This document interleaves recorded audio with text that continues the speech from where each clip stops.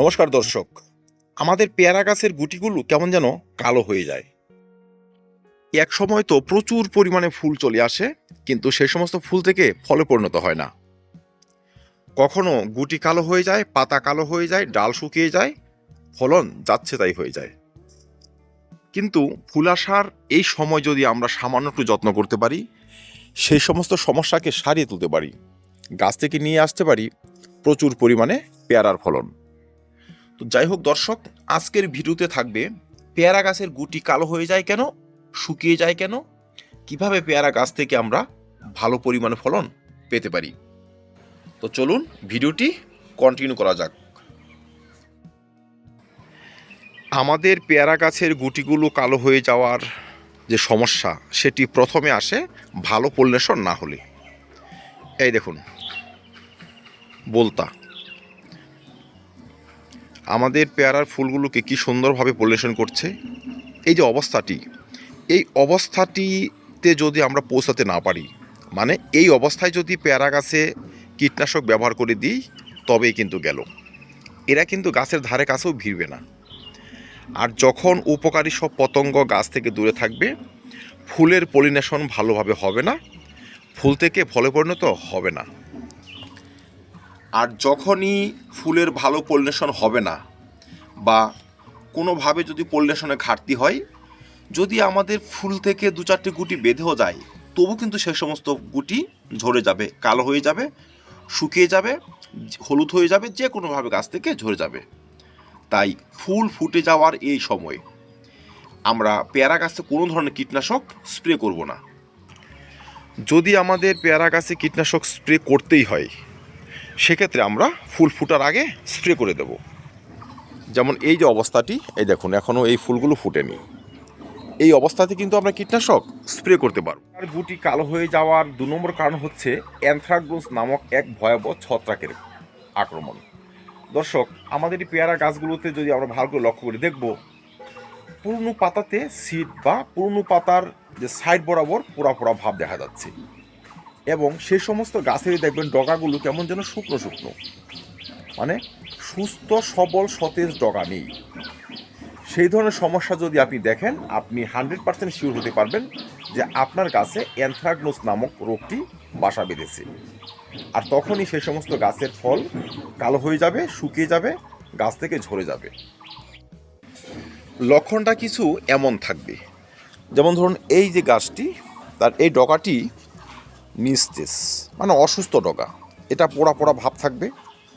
ধীরে ধীরে শাখাটি এমন শুকিয়ে আসবে, মানে ডাইব্যাকে আক্রান্ত হবে পরবর্তীতে। তো এই যে সমস্যাটি, এই সমস্যা যদি একবার গাছে লেগে যায়, আপনার ফলগুলো কোনোভাবেই ডেভেলপ হবে না, ঝরে যাবে, যে কোনোভাবে শুকিয়ে যাবে, কালো হয়ে যাবে, পুড়ে যাবে।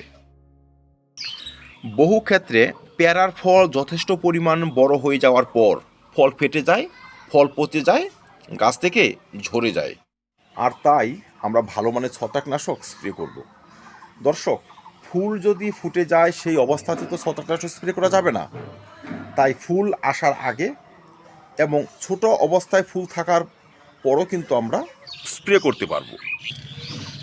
আপনাদের যাদের পেয়ারার ফলগুলো শুকিয়ে যাচ্ছে, কালো হয়ে যাচ্ছে, তারা এমিস্টার টপ ছত্রাকনাশক 1 লিটার জলে মাত্র 1 ml গুলে 10 দিনের ব্যবধানে অন্তত পক্ষে 2 বার বা 3 বার যদি আপনারা স্প্রে করতে পারেন, আপনাদের ফলগুলো কালো হয়ে যাওয়া, শুকিয়ে যাওয়া একদম কমে আসবে।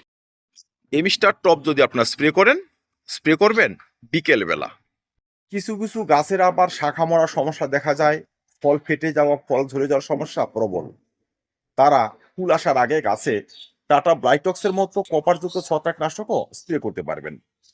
ব্লাইটক্স ব্যবহার করবেন, যদি ফুল চলে আসে, দানা বেঁধে যায়, আপনারা এমিস্টার টপ ব্যবহার করতে পারেন। যদি এই ধরনের ছত্রাকনাশকও হাতের কাছে না থাকে, আপনারা ম্যানকোজেব গ্রুপের ছত্রাকনাশক দিয়েও কাজ চালাতে পারবেন।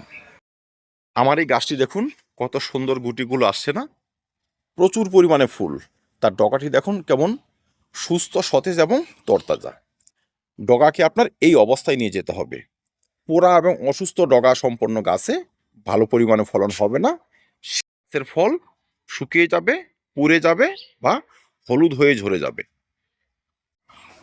যেমন এই শাখাটি ধরুন, এই শাখাতে যদি এখন ডাইব্যাক চলে আসে, এই ফলগুলো কিন্তু আর টিকবে না, ঝরে যাবেই।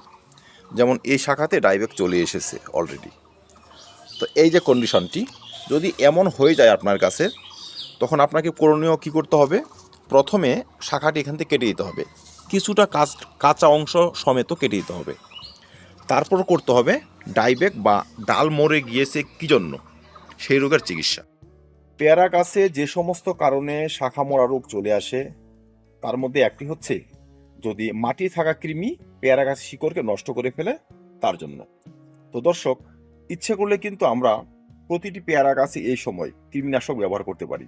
ভলিউম প্রাইম, নেমাটোস্পি ব্যবহার করে দিলে শিকড়ে কোনো সংক্রমণ আসবে না, শিকড়ে কোনো সমস্যা আসবে না, পেয়ারা গাছের শাখাগুলো শুকাবে না, সাধারণভাবে কিন্তু পেয়ারা ফলগুলো কালো হবে না বা ঝরবে না।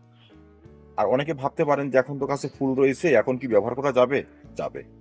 ফুল এবং ফল থাকা অবস্থাতেও কৃমিনাশক গাছে ব্যবহার করা যাবে। সেই সঙ্গে অসুস্থ এবং শুকিয়ে যাওয়া ডাল গাছে কেটে বাদ দিতে হবে। ডাইব্যাকের বীজ যেহেতু লুকিয়ে থাকে গাছের শিকড়ে, তাই টবের মাটিতে ব্যবহার করতে হবে হিউমিক অ্যাসিড। 1 লিটার জলে মাত্র 2 গ্রাম হিউমিক অ্যাসিড গুলে 15 দিনের ব্যবধানে 2 বার ব্যবহার করে দিন। ডাইব্যাক সেরে যাবে, ফল শুকিয়ে যাওয়ার সমস্যাও কমে আসবে। সর্বশেষে হচ্ছে কিছু পৌষ্টিক উপাদানের ঘাটতিতেও কিন্তু আমাদের ফল শুকিয়ে যায় বা ফল হৃষ্টপুষ্টভাবে বাড়ে না। এদের মধ্যে একটি হচ্ছে পটাশিয়াম, দ্বিতীয়ত হচ্ছে ম্যাগনেসিয়াম, 3 নম্বর হচ্ছে বোরনের মতো খাদ্যের ঘাটতিতে। তো দর্শক, যখন গাছে ফুল আসবে তখন কিন্তু আমরা বোরনের মতো খাবার গাছে ব্যবহার করব।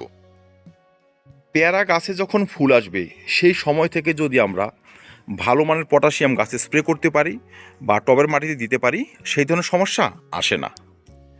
যখন ফুলগুলো অনেকটা বড় হয়ে যায়, ফুটন্ত অবস্থায় চলে যাওয়ার আগে গাছে যদি আমরা বোরন স্প্রে করতে পারি সঠিকভাবে, তবেও কিন্তু ফলে কোনো সমস্যা আসে না। বোরন ফুলের ভালো পলিনেশনে হেল্প করে, ফুলের পরাগরেণু ভালোভাবে তৈরি করে, ফলকে গাছে ধরে রাখতে সহায়তা করে। ঠিক পটাশিয়ামও অধিক পরিমাণে ফুল নিয়ে আসে, ফলকে ধরে রাখে এবং ফলকে বাড়িয়ে নিতে সহায়তা করে। তাই আমরা নিয়মিত বোরন এবং পটাশিয়াম যদি গাছে ব্যবহার করতে পারি, আমাদের গাছে ভালো পরিমাণে ফলন হবেই। দর্শক, যে সমস্ত পেয়ারা গাছের ফল শুকিয়ে যায় সেই সমস্ত গাছকে ভালো করে আমরা লক্ষ্য করব। পাতাতে সংক্রমণ যদি দেখি, সমস্যা দেখি, তার সঠিক চিকিৎসা সারব। কৃমিনাশক মাটিতে ব্যবহার করব বা ট্রাইকোডার্মার মতো উপকারী যে ছত্রাক বা ছত্রাকনাশক টবের মাটিতে আমরা কিন্তু ব্যবহার করতে পারি। এতেও কিন্তু কৃমিরা গাছ থেকে একটু দূরে থাকবে, আমাদের গাছগুলো সুস্থ সতেজ থাকবে, ফুলে ফলে ভরিয়ে রাখবে। পেয়ারার গুটি যে শুকিয়ে যায়, ফুল যে শুকিয়ে যায় বা কালো হয়ে যায়, পুড়ে যায়, সেই ধরনের সমস্যা আর আসবে না। আর আমরা প্রতিটা পেয়ারা গাছে পেয়ে যাব আমপার পেয়ারার ফল। তো দর্শক, আজকে এই পর্যন্তই। দেখা হবে অন্য ভিডিওতে অন্য কোনো টপিক। ভিডিওটি ভালো লাগে লাইক এবং শেয়ার করবেন, চ্যানেলটি সাবস্ক্রাইব করে পাশে থাকবেন। ভিডিও দেখার জন্য অসংখ্য ধন্যবাদ।